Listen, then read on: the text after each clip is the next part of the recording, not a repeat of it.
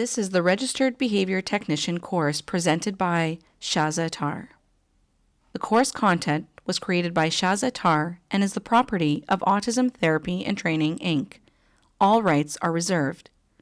This training program is based on the Behavior Analyst Certification Board 2018 RBT Task List 2nd edition and is designed to meet the 40-hour training requirement for the RBT credential. The program is offered independent of the BACB. Remember, in each class, we will have our active listening, a quiz, and a competency assessment. Welcome back, everyone. Today I want to talk about the client and what variables may impact their day. I also want to review session notes and how to write them. So we need to ask ourselves, what affects the client? We've talked about clients having good days and bad days, like we all do. What happens when you know this? A parent brings in their child and says they woke up at 5 a.m. What do you do with that information? Jamie is 5 years old. Staff have noticed that on some days, her behaviors are much worse than other days. The BCBA can't seem to determine the function of the behavior. What can the team do to help understand these behaviors a little bit better? Take a moment and think about this one. What could you do?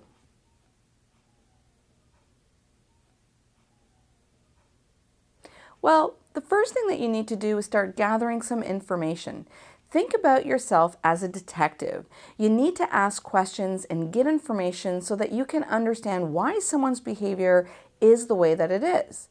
So, going back to Jamie, the team can ask the parents questions about her morning, her night, her eating, bowel movements, and gather any other information that may impact her random behavior. Remember, behaviors are never random. However, they may appear random because we don't have the full picture, and most often, once we gather that information, we find out a lot about the client and why they're behaving in that way.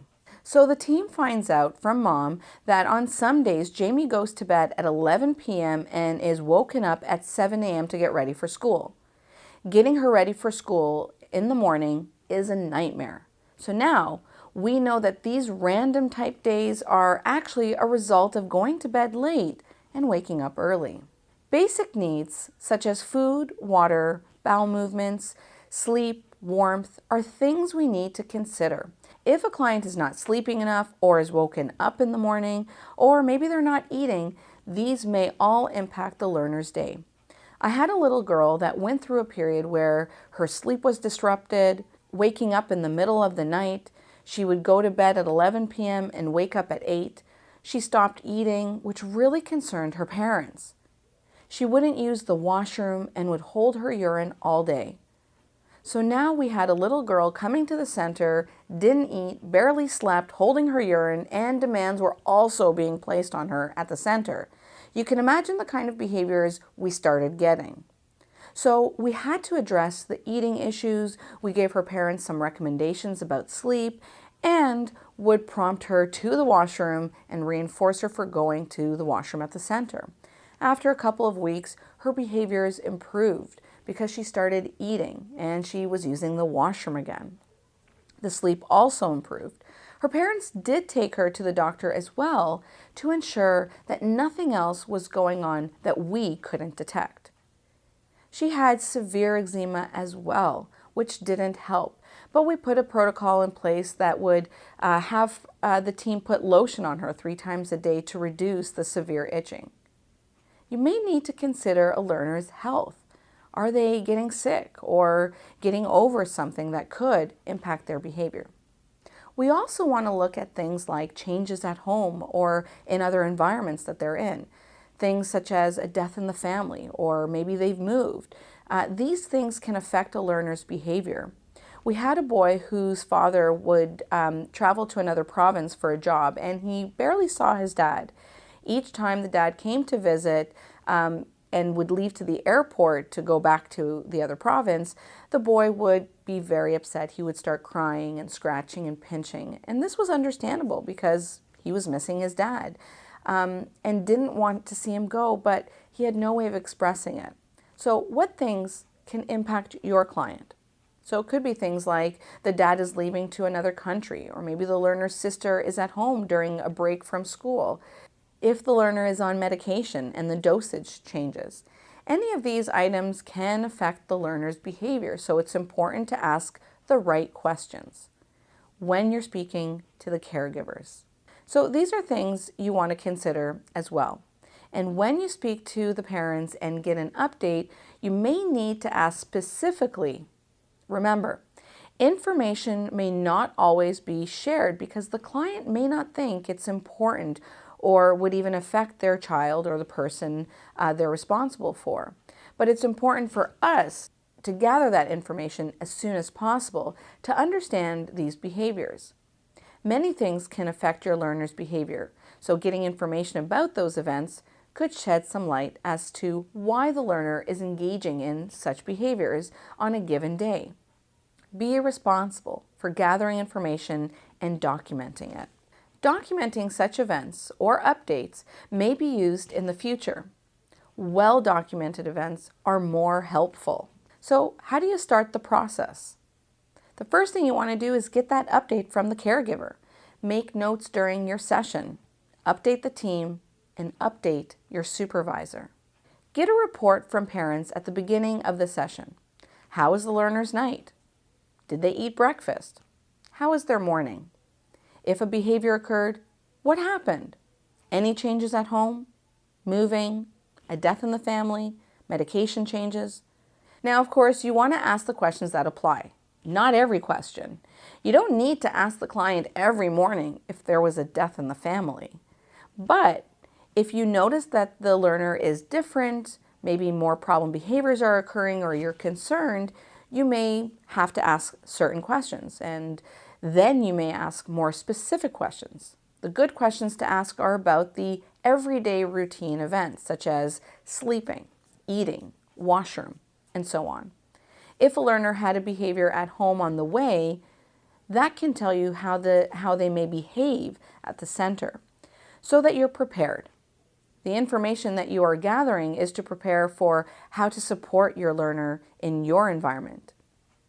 If they had a rough night and didn't eat, you don't want to be pushing your learner and placing unreasonable demands on them.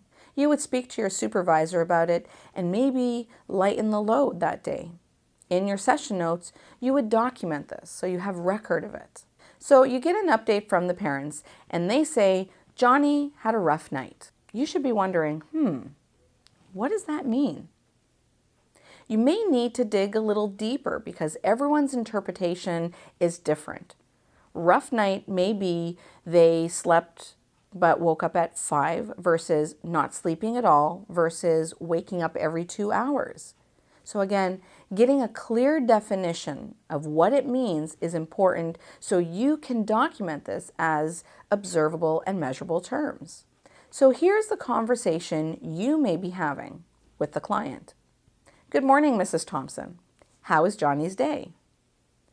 Mrs. Thompson says, oh boy, he had a rough night. And you might say, oh no, that's not good. What happened?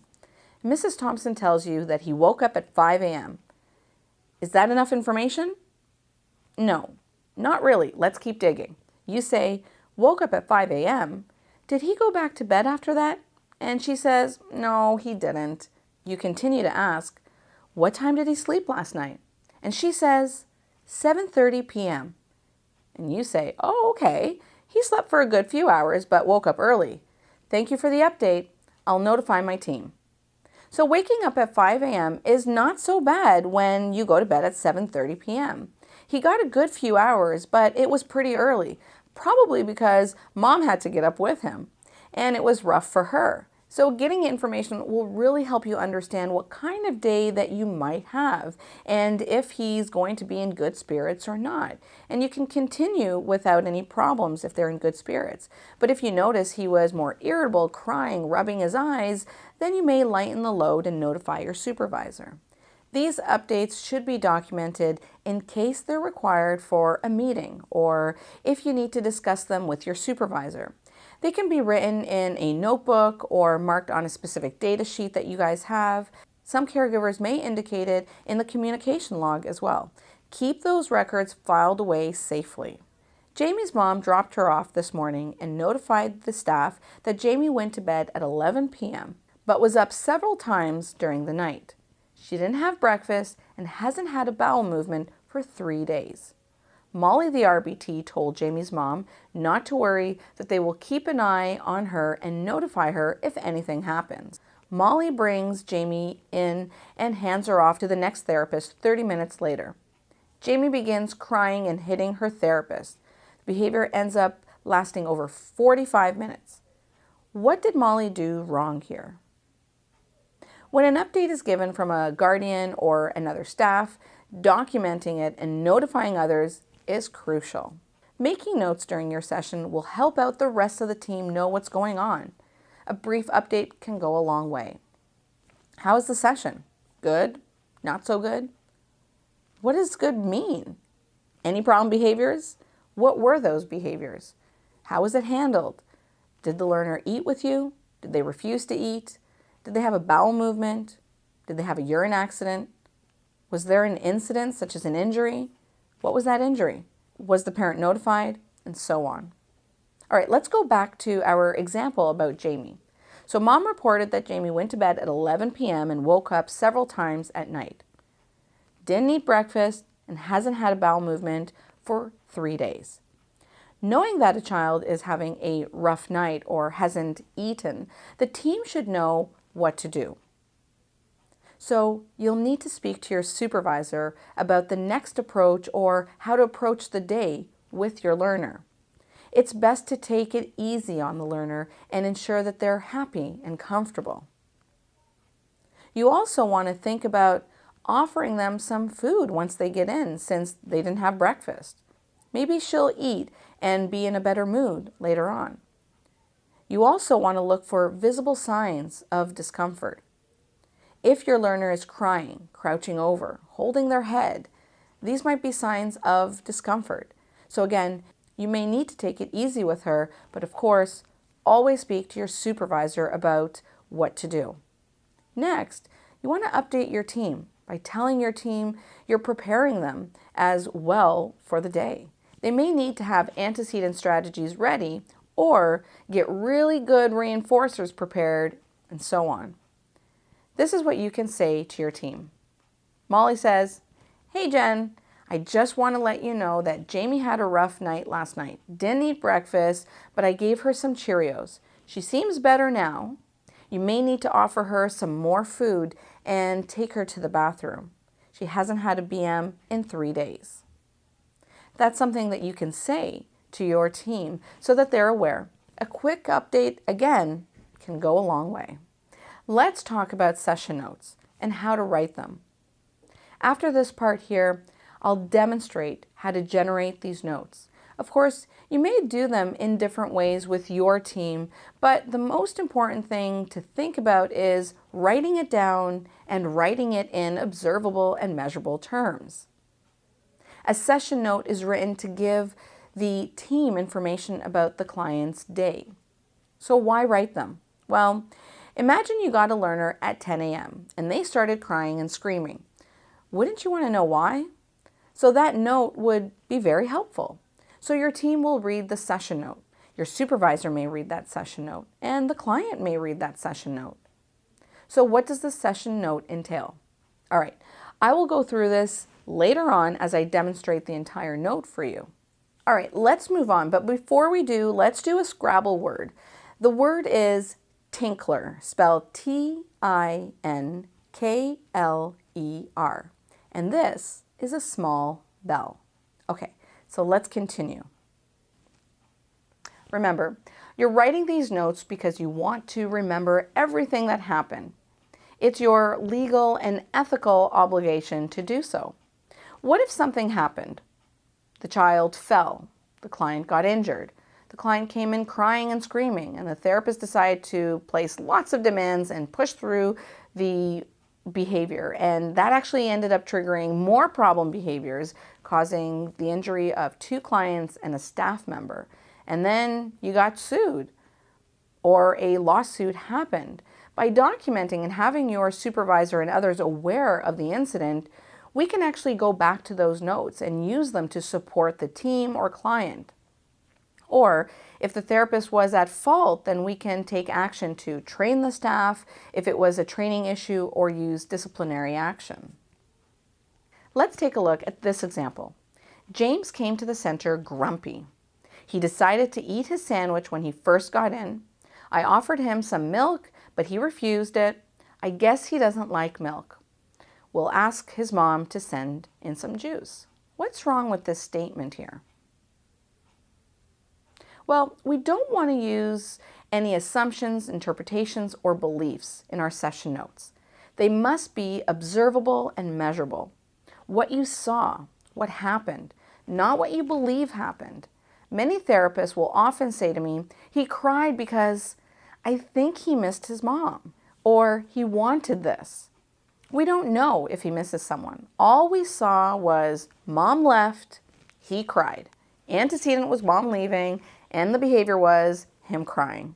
If it was a want situation, the toy was on the table out of reach, he screamed and cried while reaching towards the toy and climbed over the therapist to grab it. The consequence was he got the toy.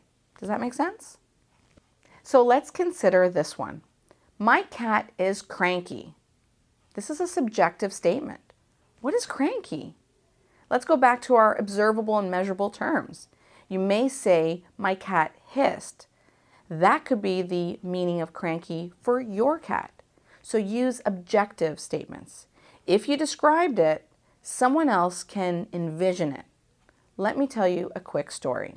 I witnessed a car accident, and the police officer asked me for a statement. They asked me to email them exactly what I saw, not what I think or believe, but exactly what happened.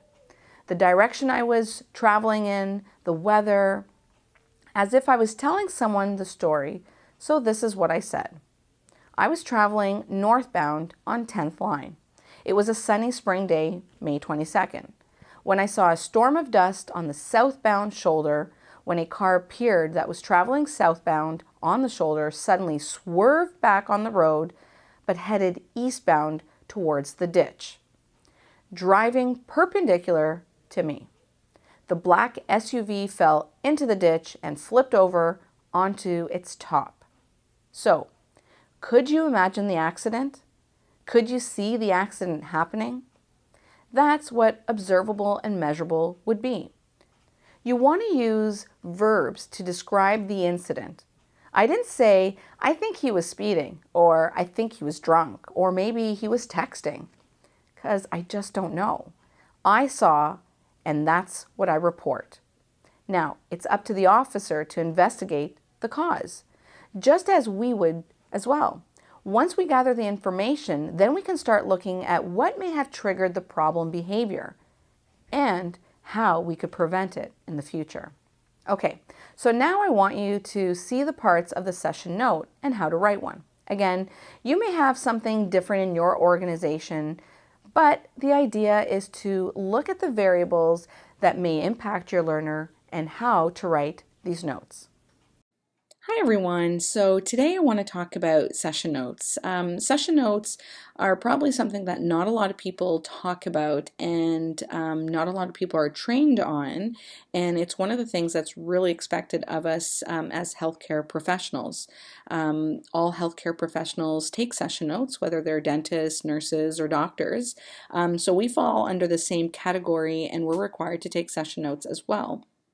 One of the things that's really important as a behavior technician or a supervising therapist is to write session notes in observable and measurable terms.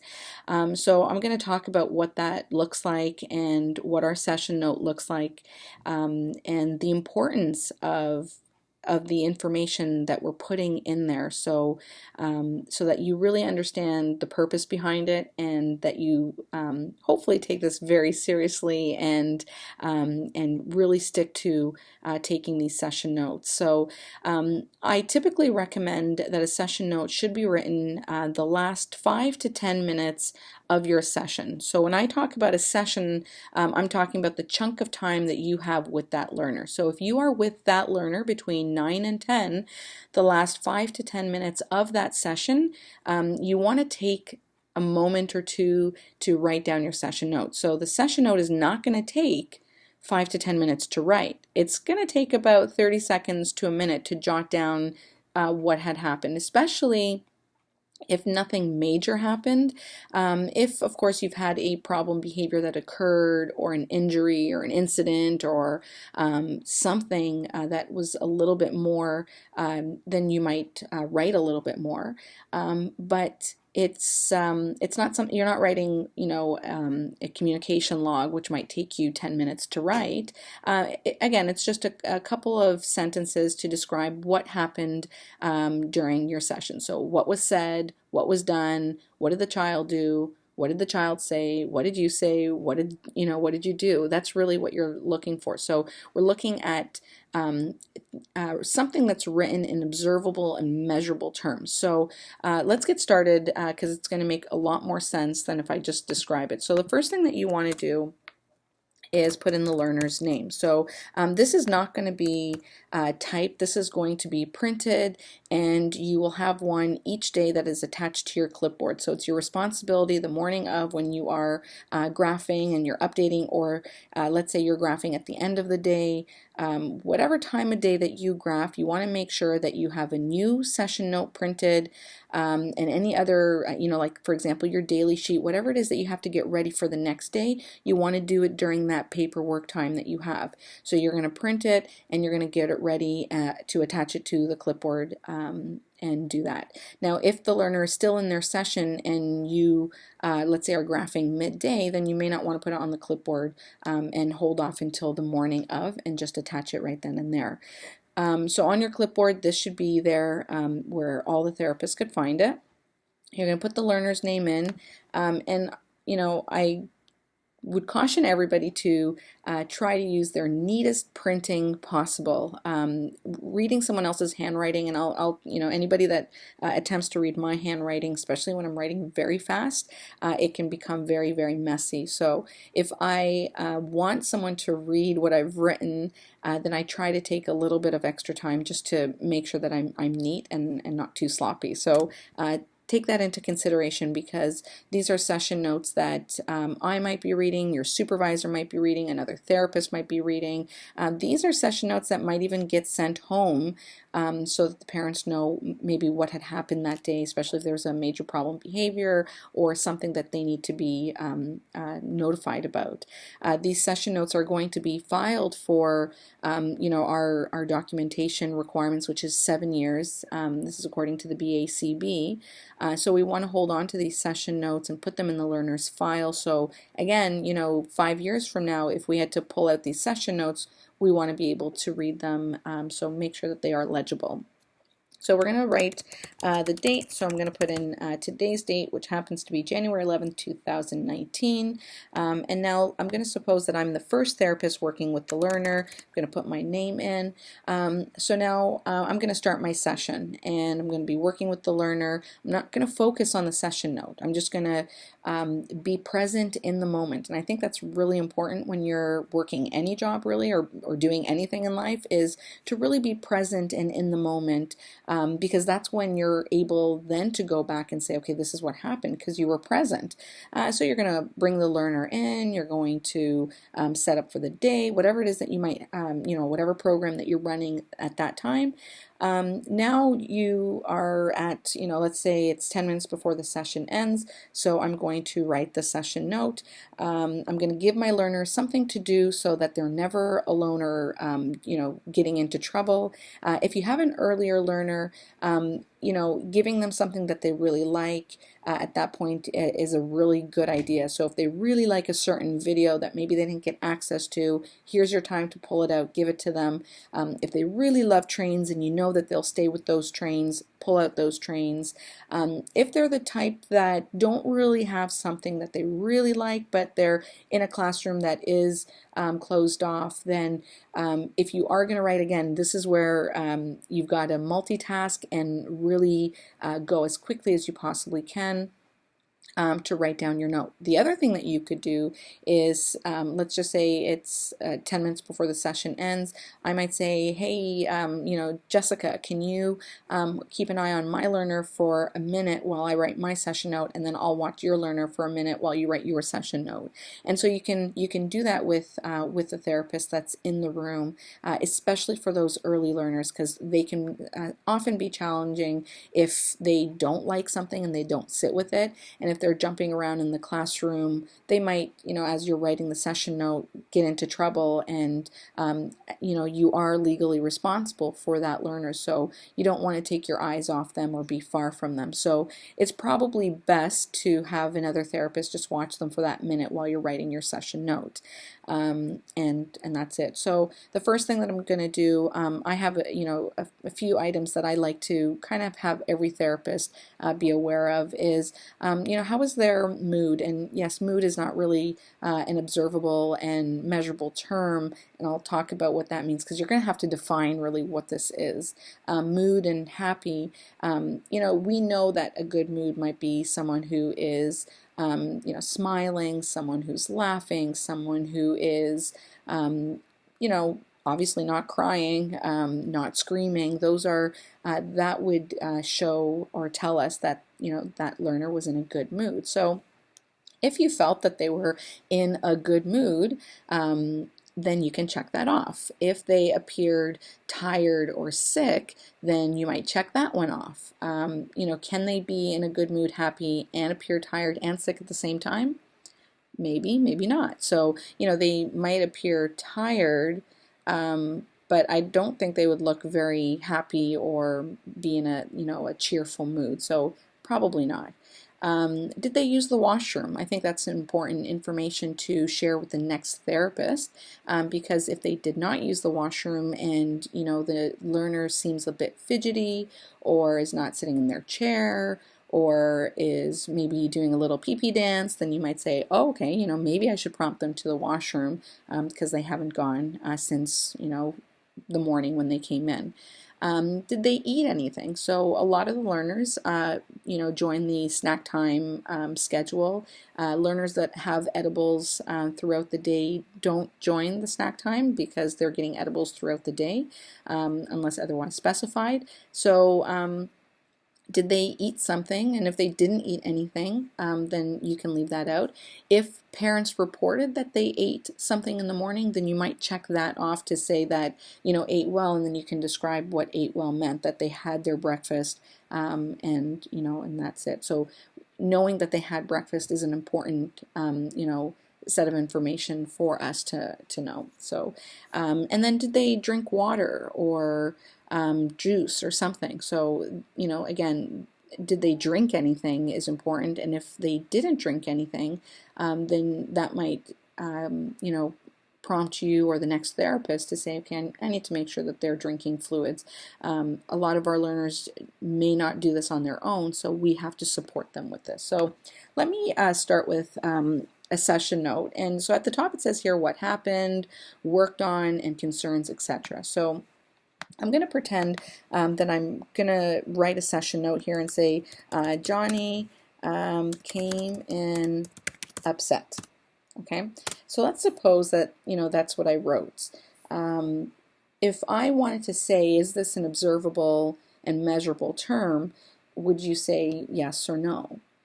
Well, if we looked at upset, what does upset mean?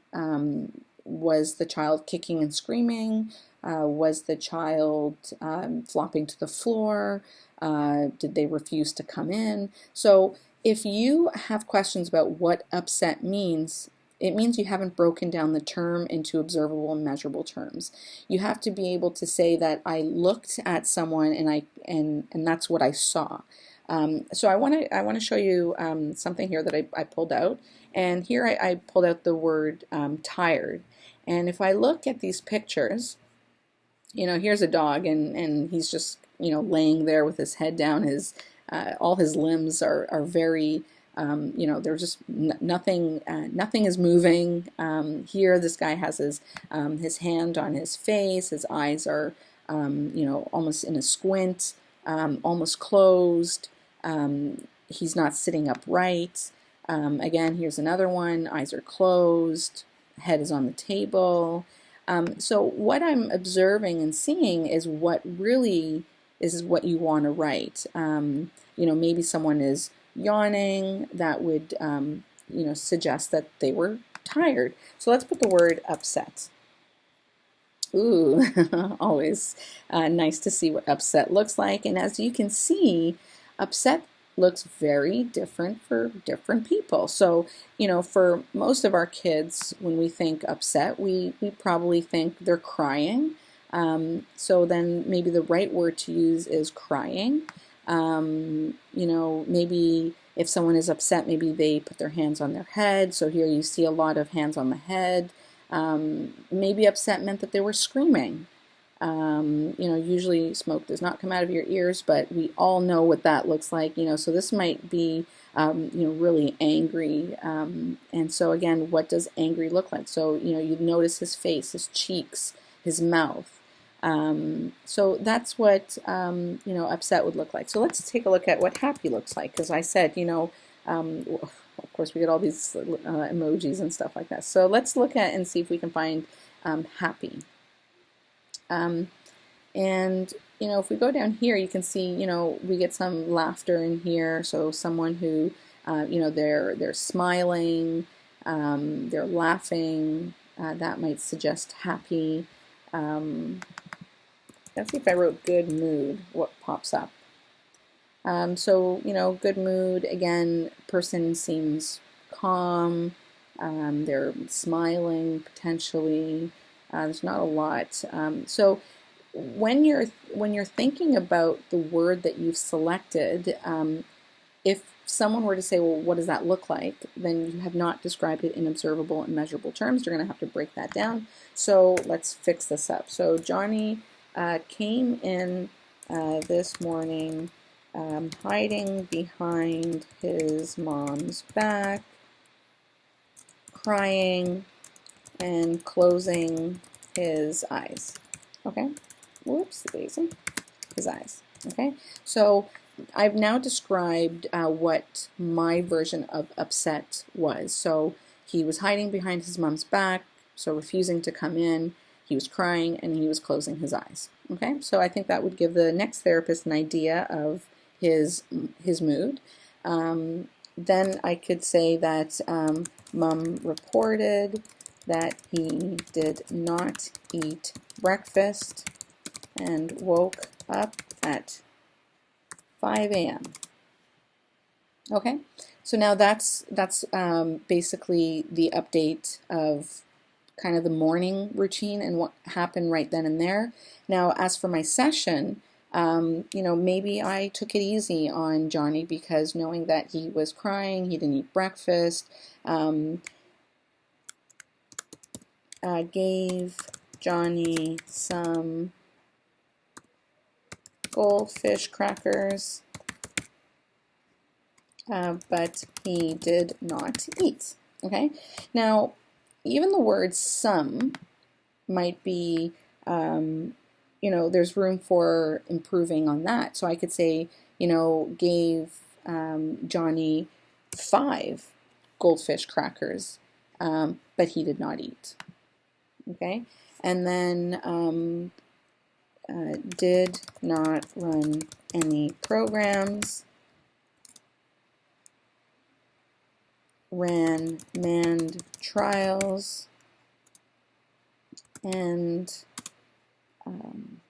maybe pulled out some new toys to try and motivate him. Okay, so here now we're talking about, you tried to give him some food, but he didn't eat.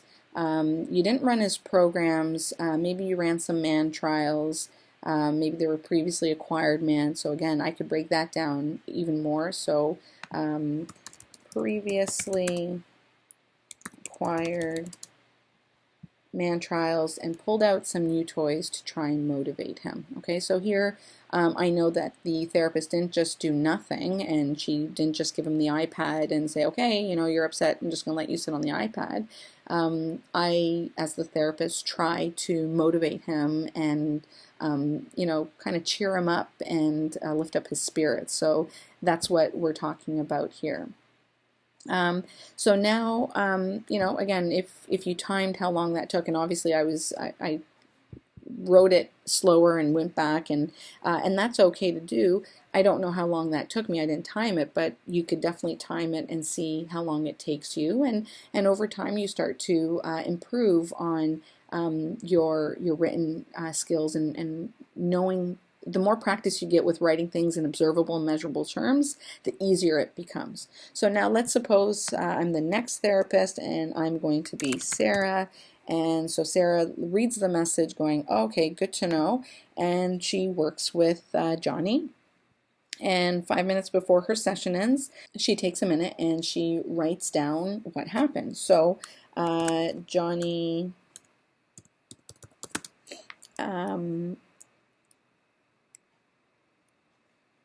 use the washroom at the beginning of the session.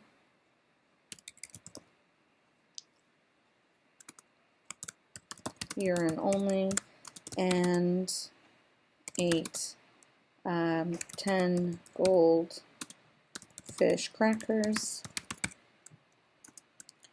We worked on his receptive program.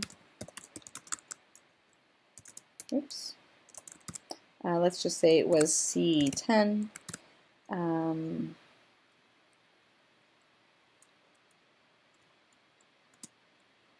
He had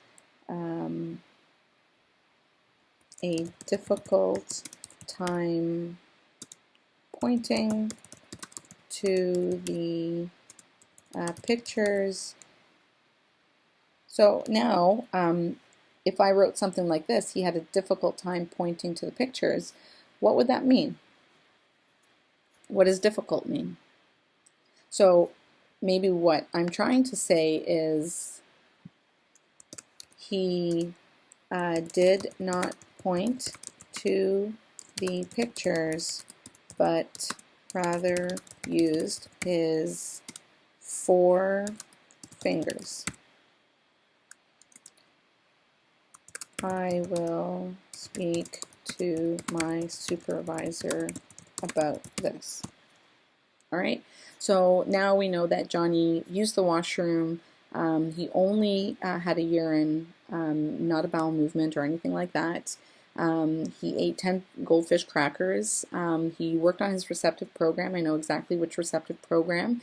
And the reason, why she's specifying this specific program is because, maybe he's got a point and he's not pointing using his index finger, but he's using all 4 fingers, and that's not a correct way to, to run the program, or he doesn't have the right skill, for example, in pointing.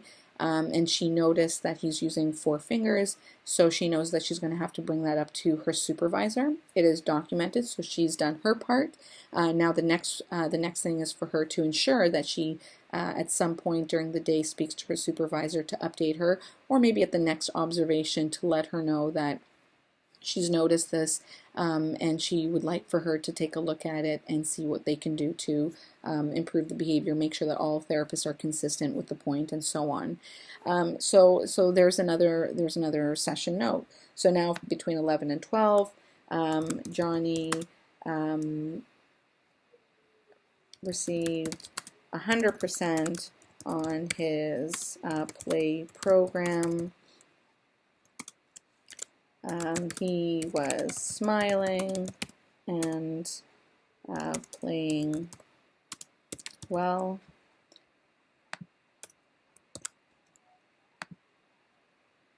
So here again, for this therapist, maybe nothing significant, really happened. So he did his play program. He received 100% on all his trials, which is great.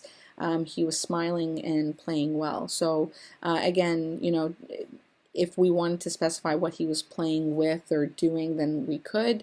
But if whatever the play program is, our assumption would be that whatever the objective and the response criterion for that is what she's describing. So she could break it down to what the correct response criterion is, but that's not necessary because her understanding of well is that he's doing his program properly. And that's it. So here I put just one line, and that's good enough. Now if I want, now again, because here you would be checking off whether he drank anything or ate anything, you could check those off, and if he drank. So for example, gave Johnny his water bottle, but he did not drink.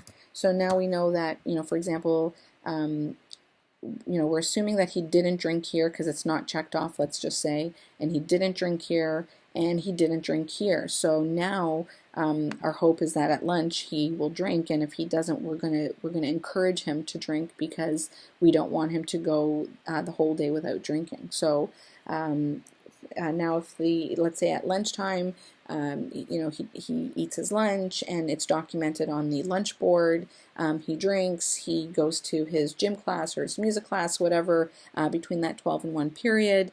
At that time, because staff are usually on lunch and there's a lot of switching, it would be very helpful if the 12:30, the people between 12 and 12:30, if they each quickly documented in each of the learners' session note, that they ate lunch. You don't necessarily have to specify what they ate, but that they ate their lunch completely, maybe half of it, maybe did not eat, that they drank, that they participated in gym class. So for example, ate lunch, drank juice box, and participated in gym class. Okay, so now we know that was it. Like, that took me literally 10 seconds to write. So it doesn't take very long. So now we know that that was the lunch and gym period. So now suppose in the afternoon Johnny engages in some problem behavior. And so here, whoops, let's just, I just want to write some, I'm going to put Jessica, we're going to put Laura. You notice I'm putting all girls' names because we only have female therapists here. Not a lot of male therapists, I guess, so I'm not choosing female names just for choosing female names. It's just, it applies to our environment here. So then let's just say, then we have, let's say it's Shaza who comes again, and she's going to work with him at 1 o'clock. And then, at 1:20, he engages in some problem behavior, and, the behavior finally settles down, everything is calm and all is good. It is a good idea after the incident, whatever incident it may be, whether it's a problem behavior, whether it's an incident where, let's say he aggressed towards another peer and someone got injured or something like that, it's best at that point to write it immediately after it occurs so you don't forget what happens. So let's just suppose at 1:20 he has the problem behavior, now he's calm, he's settled down, so now I'm going to write my session note. Code red called at 1:25. Christina came, and we waited until Johnny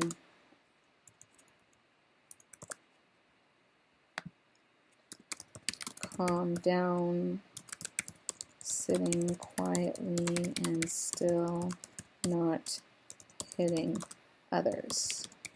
So now the only thing I didn't talk about here was the specific behavior, which I can look at and go, oh, you know what, I forgot to do that. So don't panic, you can write it down after. So it's always better to write what happened in chronological order. So if the behavior happened, then it would be better to write that, Johnny engaged in problem behavior in the form of hitting, kicking, screaming, whatever it might have been, then to write that a code red was called, and then, so it's better to write it in order as opposed to writing it out of order, because then it's very difficult for the reader.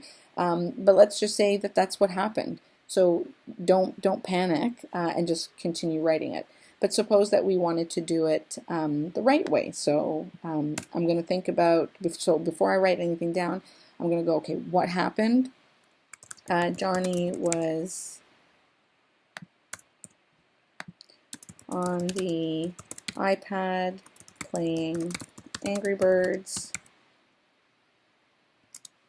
The internet stopped and we rebooted the modem.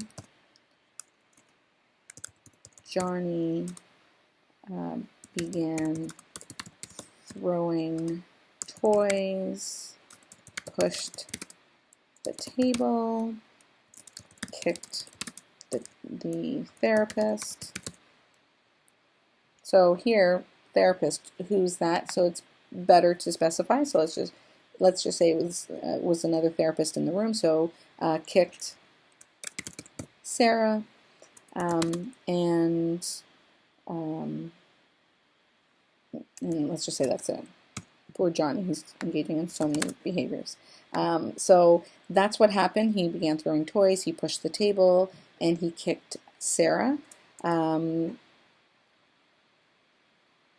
A code red was called, and Christina came to support. We waited for the problem behavior to, I'm not going to say the problem behavior, I want to say we waited for Johnny to calm down.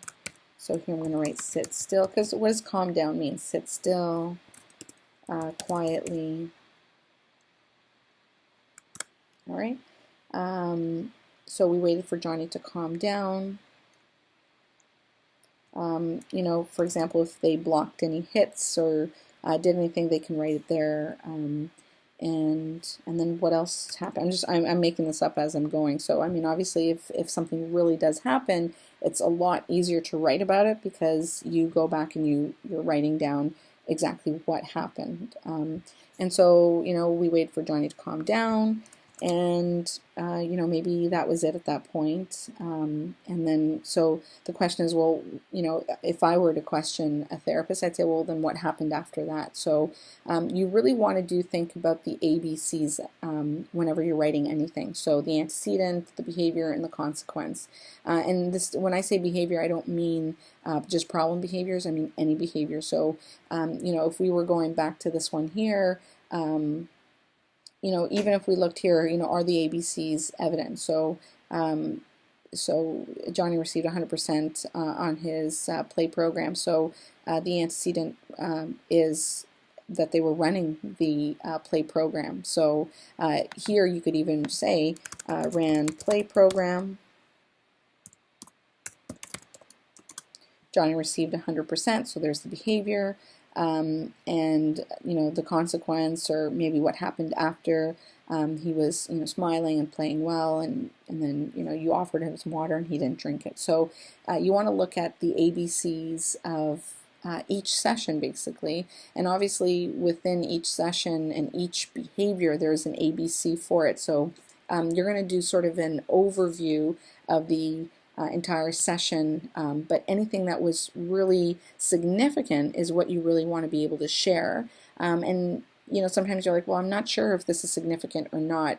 It's better to write it than to leave it out. So if for example, the next session, Johnny put his head down and, didn't do anything, you might say, well, I'm not sure if that's significant to say that he didn't do anything or whatever it might be.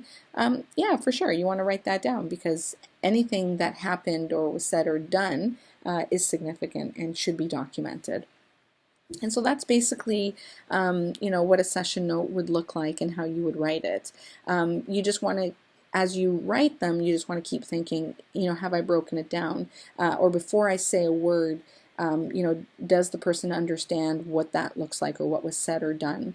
And then, let's just say between 2 and 3, there was an observation with your supervisor. Let's just say Christina's the supervisor. Christina observed session and the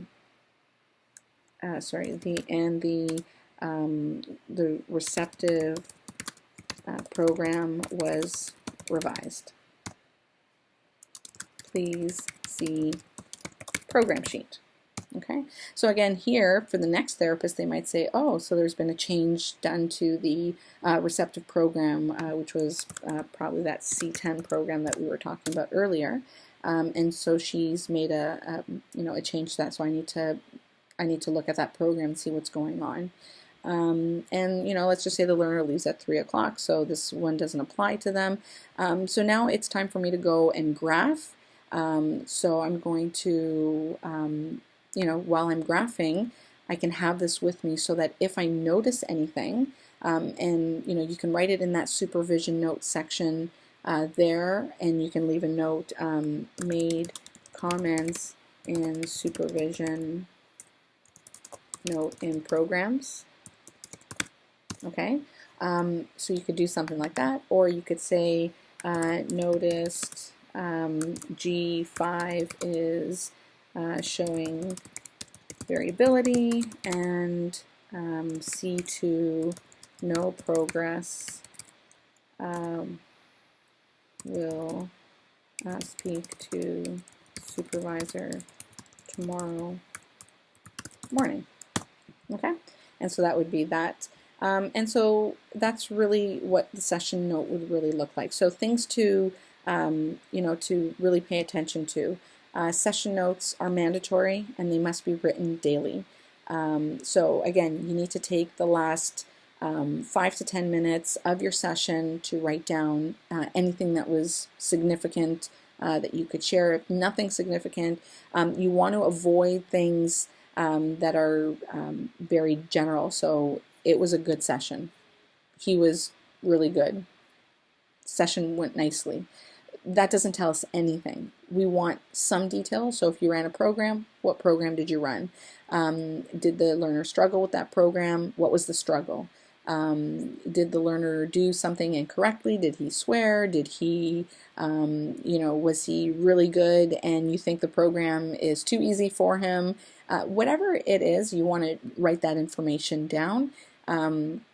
Because again, if we ever went back and said, what did you do with Johnny yesterday at 2 o'clock? You can say, you know what, I really don't remember. Let me go back to the session note, and you can pull that up and go, oh yeah, we didn't run the receptive program because he doesn't have a receptive program.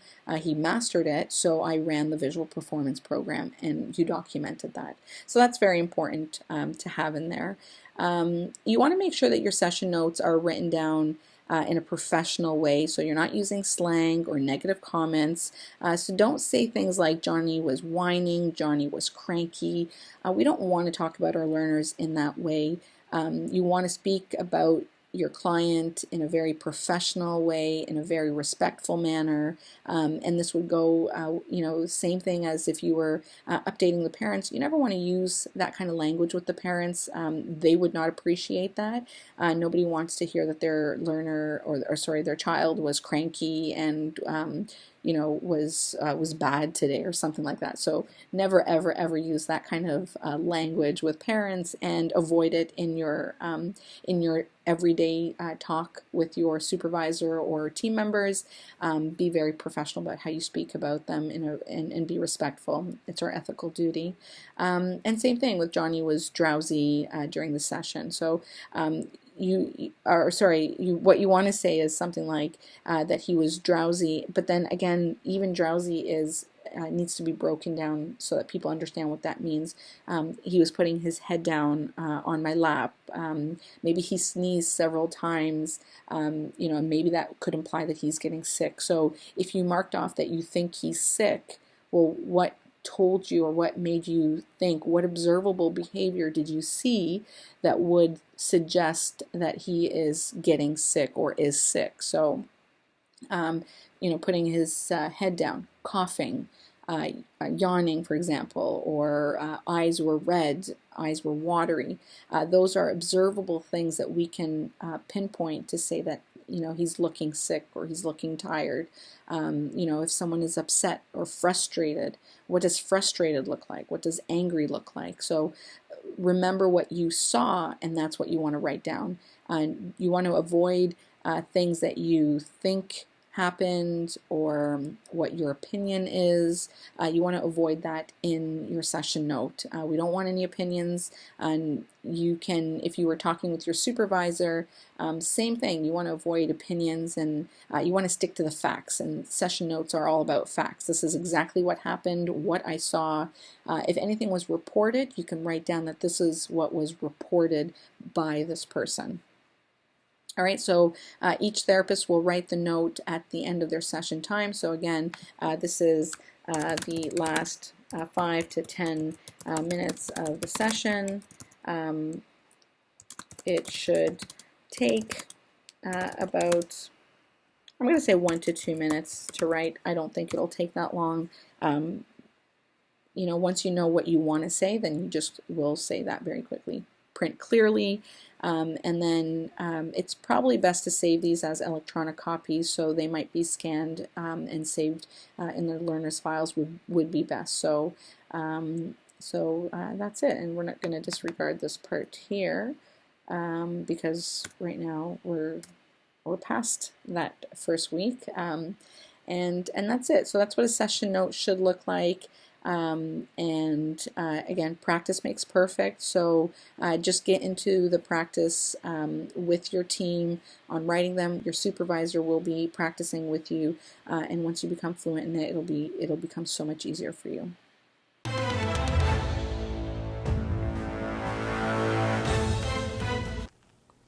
Why should you ask parents for a report of their child before beginning a session? A. The learner may not have slept well. B. The learner may not have eaten. C. The learner may not have had a bowel movement in a few days. D. They might have changed their medication. Or E. All of the above. And the correct response is E. All of the above. What statement is best? A. Sammy had a rough night. B. Sammy did not sleep well. C. Sammy woke up every 2 hours last night. Or D. None of the above. And the correct response is C. Sammy woke up every 2 hours last night. Johnny said he had a headache. Is this an objective or subjective statement? A. Objective, or B. Subjective.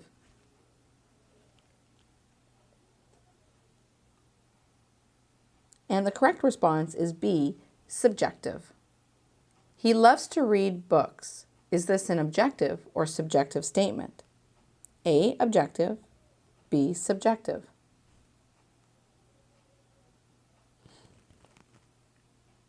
And the correct response is B. Subjective. Sam kicked and screamed, throwing the toys towards his peers. Is this an objective or subjective statement?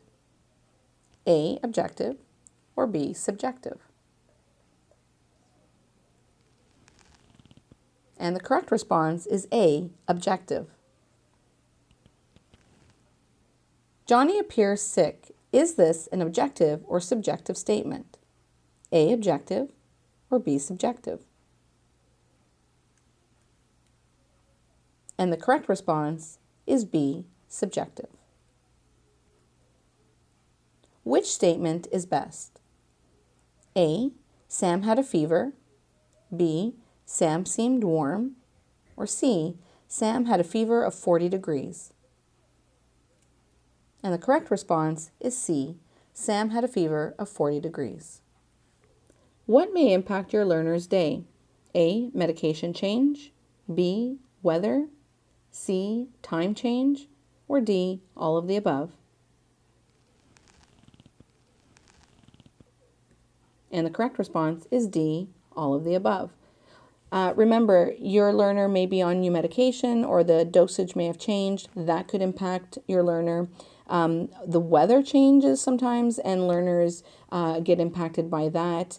When the time moves back, sometimes a learner will be impacted by that too. We had a little girl who, when the clock went back an hour, when she would come to the center, by 11:30 she would start crying so much, and by the time they got to circle time, which was at 11:45, she would fall asleep in circle time. And so when we started thinking about what was going on, what we recognized was the 11:30 was actually her 12:30, and that was her nap time. And so that had impacted her day. And so we had to take that into account and make some adjustments. So again, think about your learners, things that may impact their day, especially when you're starting to see more problem behavior, and take a look at so many different variables that could be impacting your learner. What may impact your learner's day? A, new therapist working with them. B, classroom change. C, move to new house. Or D, all of the above.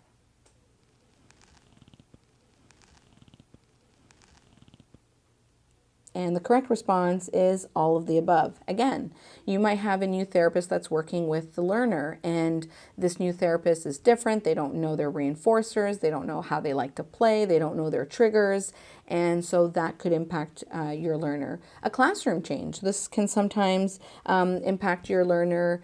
If you had them in one classroom versus another classroom, again, you might end up getting more problem behaviors, or they're not attending as much in the classroom, and that could set them off. Moving to a new house, again, a change in their life, just as any of us would be impacted by a change, that's something that could impact them as well. So these are important to consider. The other thing that I want you guys to just remember, if we go back to our graphing class, all these changes, these would probably require a condition line or a phase change line, because it's going to impact the progress of your learners. So if a new therapist is working with the learner, you may not be getting enough trials, or something else might be affecting the overall learning for that learner. So it's important to document it in the session notes, and it's important to also update your graphs by having condition lines. If they are in a new classroom, and they're not focusing as much and they're not attending as much because it's different for them. Maybe there's other learners in that room and they're just attending to them a little bit more. That could also impact their learning. So again, condition lines are important there. So again, don't forget those condition lines when you have these changes. And again, speak to your supervisor to find out when they would get those condition phase lines. My final thoughts. We all get impacted by things day to day. If you don't have your cup of coffee in the morning, you may have a headache, and it could throw you off completely. If you got some bad news, you may find yourself lost in thought. So we know that we all have those days, and we can get affected. So we need to understand that our clients are the same. Get those updates. Find out about possible setting events. Did they sleep, eat? How was their weekend? Whatever it may be. And always speak to your supervisor about what to ask if you're not sure. Let them guide you so that you and your team are all working together to provide the best quality of intervention and support for your client. Until the next time, Have a wonderful day.